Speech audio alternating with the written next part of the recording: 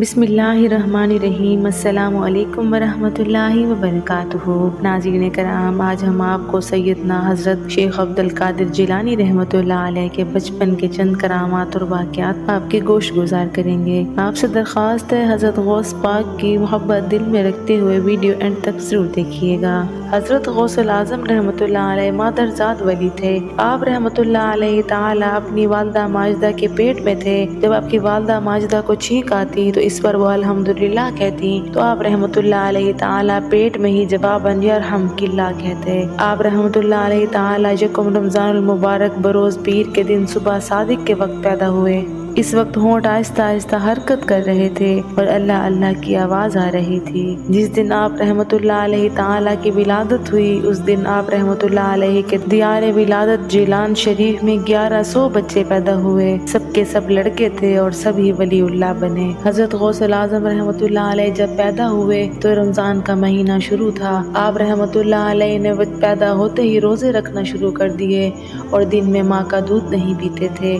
جب سورج غروب ہو جاتا اس کے بعد دودھ پیتے تھے۔ یہ بات دور دور تک پھیل گئی تھی کہ سادات گھرانے میں ایک ایسا بچہ پیدا ہوا ہے جو دن کے وقت روزہ رکھتا ہے اور رات کے وقت اور سورج غروب ہونے کے بعد روزہ افطار کرتا ہے، یعنی دودھ پیتا ہے۔ 5 برس کی عمر میں جب پہلی بار بسم اللہ پڑھنے کی رسم کے لیے کسی بزرگ کے پاس بٹھائے گئے تو اعوذ باللہ اور بسم اللہ الرحمن الرحیم پڑھ کر سورۃ فاتحہ اور الف لام میم سے لے کر 18 پارے پڑھ کر سنا دیے۔ اس بزرگ نے کہا بیٹے اور پڑھیے۔ فرمایا بس مجھے اتنا ہی یاد ہے، کیونکہ میری ماں کو بھی اتنا ہی یاد تھا جب میں اپنی ماں کے پیٹ میں تھا۔ اس وقت وہ پڑھا کرتی تھی، میں نے سن سن کر یاد کر لیا تھا۔ آپ رحمۃ اللہ علیہ تعالی لڑکپن میں کھیلنے کا ارادہ فرماتے تو غیب سے آواز آتی، اے عبدالقادر رحمۃ اللہ علیہ، ہم نے تجھے کھیلنے کے واسطے نہیں پیدا کیا۔ آپ رحمۃ اللہ علیہ جب مدرسہ تشریف لے جاتے تو آواز آتی تھی، اللہ عز و جل کے ولی کو جگا دو۔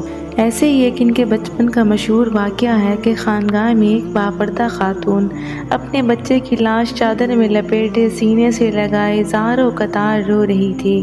اتنے میں خانگاہ کے اندر سے ایک بچہ دوڑتا ہوا آیا اور ہمدردی سے اس خاتون سے رونے کا سبب پوچھا۔ میرا شوہر اپنے لختے جگر کے دیدار کی حسرت لیے دنیا سے رخصت ہو گیا ہے۔ یہ بچہ اس وقت میرے پیٹ میں تھا اور اب یہی اپنے باپ کی نشانی ہے اور میری زندگی کا کل سرمایہ ہے۔ یہ بیمار ہو گیا ہے، میں اسے لے کر خانگاہ میں دم کروانے کے لیے آئی ہوں، پر یہ راستے میں ختم ہو گیا ہے۔ ابھی بزرگ ہیں جو یہاں کے، وہ مجھے صبر کی تلقین کرتے ہوئے اندر چلے گئے ہیں۔ میں بڑی امید لے کر یہاں حاضر ہوئی تھی کہ اس خانگاہ والے بزرگ کی ولایت کی ہر طرف دھوم ہے اور ان کی نگاہ کرم سے اب بھی بہت کچھ ہو سکتا ہے، مگر وہ بزرگ مجھے صبر کی تلقین کر کے اندر تشریف لے جا چکے ہیں۔ یہ کہہ کر وہ خاتون پھر سے رونے لگی۔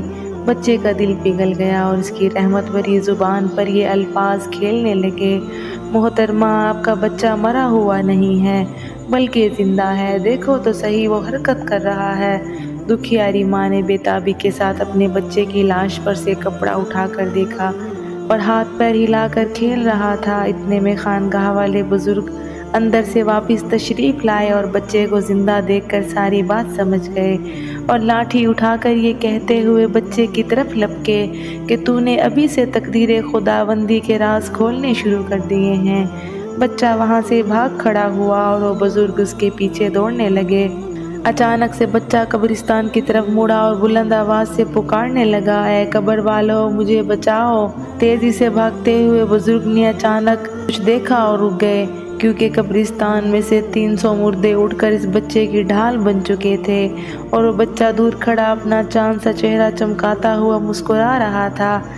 اس بزرگ نے بڑی حسرت کے ساتھ بچے کی طرف دیکھتے ہوئے کہا، بیٹا ہم تیرے مرتبے کو نہیں پہنچ سکتے، اس لیے تیری مرضی کے آگے ہم اپنا سر خمیں تسلیم کرتے ہیں، اور آپ جانتے ہیں کہ وہ بچہ کون تھا۔ ناظرین کرام، اس بچے کا نام عبدالقادر تھا اور آگے چل کر پیران پیر حضرت غوث اعظم رحمۃ اللہ علیہ کے لقب سے مشہور ہوئے، اور وہ بزرگ ان کے نانا جان حضرت سیدنا عبداللہ سومئی علیہ الرحمہ تھے۔ الحقائق والحدائث اور کتب کثیرہ سے لی گئی ہیں یہ روایت۔ اگر ان کو بیان کرنے میں ہم سے کوئی کمی کوتاہی ہوئی ہے تو اللہ تعالی ہمیں معاف فرمائے۔ ناظرین کرام، آج کی ویڈیو میں بس اتنا ہی. اگر آپ کو ویڈیو پسند آئی ہے تو ویڈیو کو لائک اور چینل کو سبسکرائب ضرور کر لیجئے گا. ملتے ہیں ایک نئی ویڈیو کے ساتھ، تب تک کے لیے اپنا خیال رکھیں. اللہ نے کے بعد.